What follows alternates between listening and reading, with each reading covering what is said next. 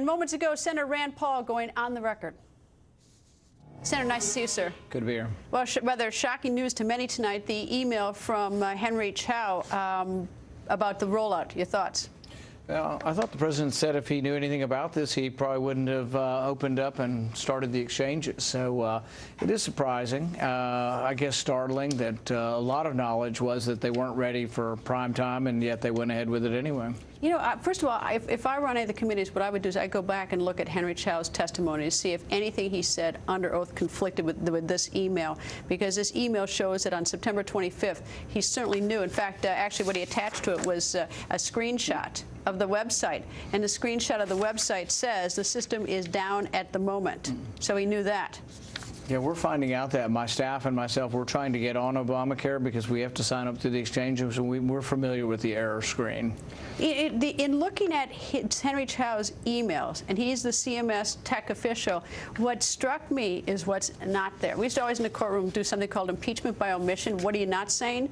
And what he's not saying is that he's saying absolutely nothing about the American people. What he is saying, he's worried about the media ramping up the hyperbole about HC.gov not functional. So he's worried about what the media would say about them. Not one word about the American people. Right. Well, see, and if this were a private business, they'd be worried about it being functional, not a media reaction. They would want to make sure that it's going to work. And that's really the problem here. We're turning over 1/6 of our economy to the government, which doesn't work on a profit motive, doesn't have to please the customer.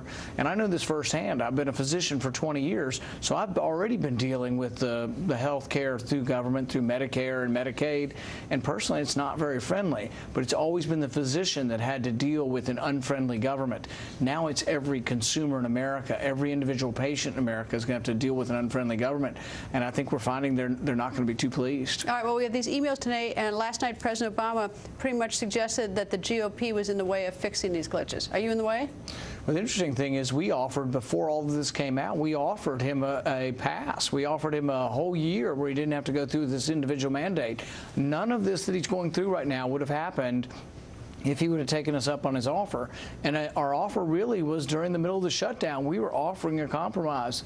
One year delay of the mandate, and he would have avoided a lot of this. So where does this leave us now? I mean, you know, I guess that it might be particularly appalling to the American people to find out that they care more about the media going after them for a website they knew about wasn't going to work as of October 1. But what about the American people? Where does this lead us? Well, I don't think it's fixable. I will vote to try to fix it. I'll vote to try to help people not have their insurance canceled. But really, it's too late, because what's happened is the 5 million people have been canceled. Even if you say, oh, you can go back to your previous policy, the policies don't exist, and the insurance companies have been given a perverse incentive. They're told, you know what, we're going to force your customers to buy a more expensive policy. So they're not going to offer the cheaper policies anymore. If you can't fix this, and if they're not going to offer the cheap policies, and if this is a mess that can't be fixed, is there any way to roll it back to where we were? Are we too far down the track? You could, but the president would have to admit that he's failed and that it's not going to work. And he may have to. I never really thought it could be this bad. This is worse than I ever imagined it could be.